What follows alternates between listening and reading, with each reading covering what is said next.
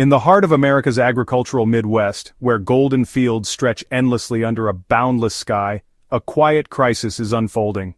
For generations, places like Nebraska, Kansas, and Texas have been the backbone of the nation's beef industry, their cattle trucks rolling out at dawn, yellow lights flickering like fireflies in the early morning mist. This is not just an industry, but a way of life, steady, humble, and deeply tied to the land. Yet in July 2025, that rhythm faltered. Canada, the United States' closest neighbor and long-standing trade partner, delivered a stunning blow. 150,000 tons of American beef, once a symbol of agricultural might, were rejected. Containers sat idle at ports, cold storage facilities overflowed, and production lines in processing plants ground to a halt. The steel hooks in Kansas and Nebraska hung empty, like props in a theater abandoned by its audience. This wasn't just a logistical hiccup. It was a seismic shift in North America's oldest trade relationship. While American farmers grappled with canceled orders and plummeting prices, Canada's beef industry surged, its exports reaching record highs. From Vancouver to Toronto, Canadian supermarkets stocked their shelves with beef from expanding herds, and across the border a surprising new player emerged: Mexico. In a matter of weeks, Mexico stepped into the void left by the U.S., supplying Canada with beef that met stringent standards and captured consumer trust. The rules of the game are being rewritten, and the U.S., once the undisputed leader in global beef markets, finds itself scrambling to keep up. What led to this moment? How did Canada, the quiet neighbor, become a global agricultural powerhouse?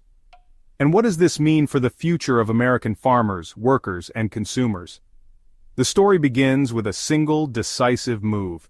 Just days after the U.S. imposed a 35% tariff on Canadian agricultural products, including beef, dairy, and grains, Canada's Parliament convened an emergency session.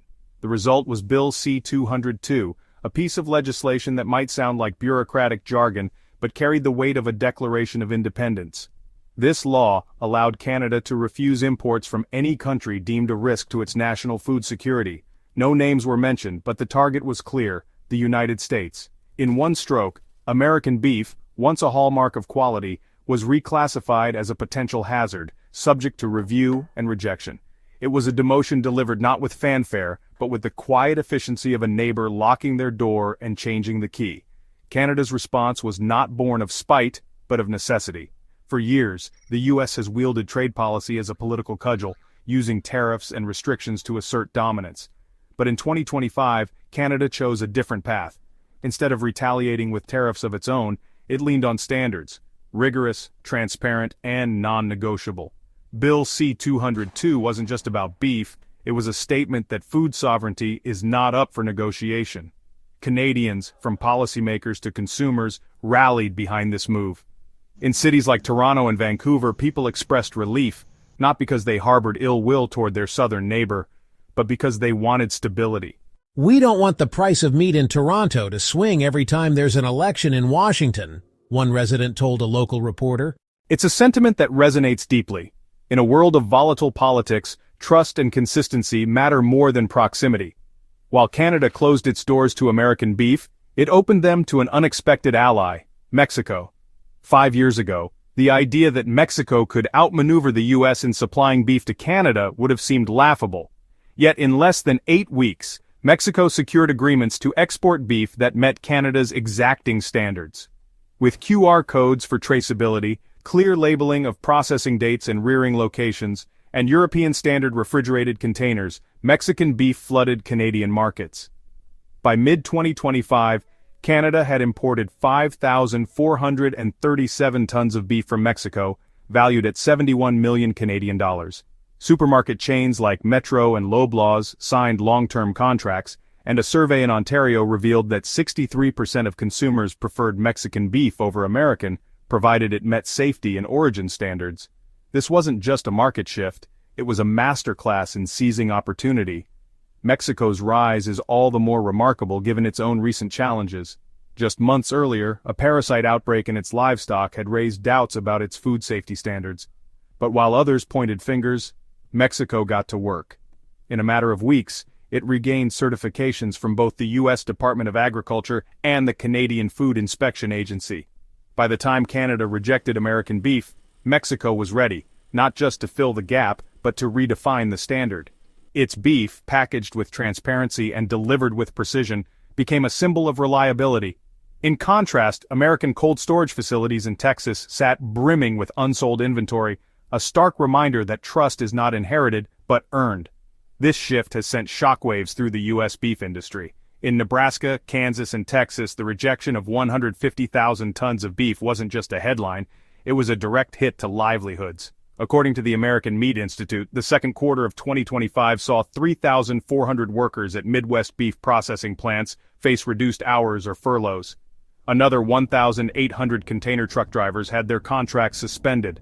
In small towns like Dodge City and Garden City, where the beef industry is the lifeblood of the community, a single shift cut ripples outward, silencing cash registers at local grocery stores and diners.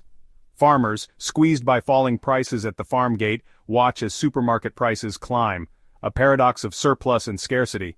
Ground beef now costs over $6 per pound, the highest since the 1950s, and steak reaches $11 per pound. For many Americans, beef is becoming a luxury. The impact extends beyond the farm. In urban centers like Philadelphia, a single mother shared a heartbreaking choice on local television. "This week I bought meat, but my child didn't have milk. Next week it'll be sandwiches and hope." A study by Feeding America found that 32% of low-income households reduced their meat consumption between June and August 2025. In rural school districts in Arkansas, Oklahoma, and southern Illinois, where subsidized lunch programs are a lifeline, beef is being replaced with pasta, canned beans, or boiled eggs. For children who rely on school meals, this isn't just a menu change, it's a question of whether they'll go to bed hungry. Even nursing homes, where protein-rich meals are critical, are rationing meat to twice a week. In a country once celebrated as the world's breadbasket, the irony is palpable. Prosperity is measured in GDP and stock prices, but for many, the true measure lies on the dinner table. While America grapples with these domestic challenges, Canada is looking outward. Since 2023, the Port of Vancouver, Canada's largest export gateway, has seen nearly $5 billion Canadian dollars in investments to expand its capacity for non-US trade. The goal is ambitious, a 70% increase in export cargo to Asia, South America, and Europe by 2026. Canada's strategy, laid out in its 2022 Beef Industry Development Plan, is clear. Reduce dependence on the US to below 40% by 2027. This isn't a rejection born of anger, but a calculated pivot toward stability. In 2024, Canada resumed agricultural trade with China, signing 7 new quarantine agreements in the first half of 2025 alone. Brazil, a longtime competitor to the US, doubled its beef exports to Canada in 2024. The European Union, with its stringent hormone-free standards, sees Canada as an ideal partner, especially since the US has been banned from EU beef markets since 1988 due to growth hormone residues. Canada's livestock standards, free of such controversies, give it a competitive edge. This strategic awakening reflects a broader truth. In global trade, trust is currency. Canada's actions, quiet, deliberate, and backed by infrastructure, signal a nation no longer content to play second fiddle. While the US builds fences with tariffs, Canada is building greenhouses, cultivating partnerships with those who share its commitment to transparency and reliability. The Port of Vancouver hums with activity, exporting over 250 containers of meat weekly, while in Texas containers sit untouched for weeks. The contrast is stark. One nation is a global hub, the other a bottleneck. For the U.S., the rejection of its beef is more than a trade dispute, it's a wake-up call. The nation faces 3 paths forward, each with its own promises and perils. The first is to double down on protectionism. The current administration has expanded its 35% tariff policy, targeting not just agricultural products but also steel, aluminum, and semiconductors. Yet history offers a cautionary tale. A 2025 BCG report found that earlier steel and aluminum tariffs cost American businesses 75 times more jobs than they protected. In agriculture, the story is similar. Tariffs may shield some farmers in the short term, but they drive up consumer prices and alienate trade partners. Protectionism builds walls, but it also casts shadows, obscuring the light of new opportunities. The second path is negotiation, a return to the table to rebuild trust across North America. The US, Canada, and Mexico once thrived under agreements like NAFTA and its successor, USMCA. A new trilateral agricultural pact could stabilize prices, align quality standards, and set clear timelines for compliance. Canada has signaled its willingness to negotiate, but it holds the upper hand, bolstered by its growing network of global partners. For the U.S., this path requires humility, a willingness to prioritize consistency over dominance. The reward is clear: regained market share, a revived supply chain, and preserved influence in the region. But the challenge is steep. In a political climate where compromise is often mistaken for weakness, can the U.S. swallow its pride to save its farmers? The third path looks beyond North America to Southeast Asia, where young, growing populations and rising consumer demand offer a new frontier. The U.S. has signed preliminary agreements with Indonesia, Vietnam, and the Philippines to cooperate on food safety and logistics. If pursued aggressively, this could absorb tens of thousands of tons of surplus beef annually. But success demands investment: new railways, cold storage facilities, and transshipment ports tailored to Asian standards. It also requires a rebrand. American beef, tarnished by hormone scandals in Europe and Japan, must restore its image through transparency and quality. Southeast Asia is no easy market. Consumers there are discerning, accustomed to Australian and Brazilian meat. To compete, the U.S. must arrive not as a default choice but as a trusted partner. Each path carries weighty implications. Protectionism risks isolating the U.S. further as Canada and Mexico forge ahead with global alliances. Negotiation demands a shift in mindset, recognizing that connection is about survival, not obligation. Pivoting to Asia requires ambition and adaptability, qualities that have defined America's past but feel scarce in its present. The clock is ticking. Trade, like a river, finds new paths when blocked, and the world does not wait for stragglers. For American consumers, the stakes are personal.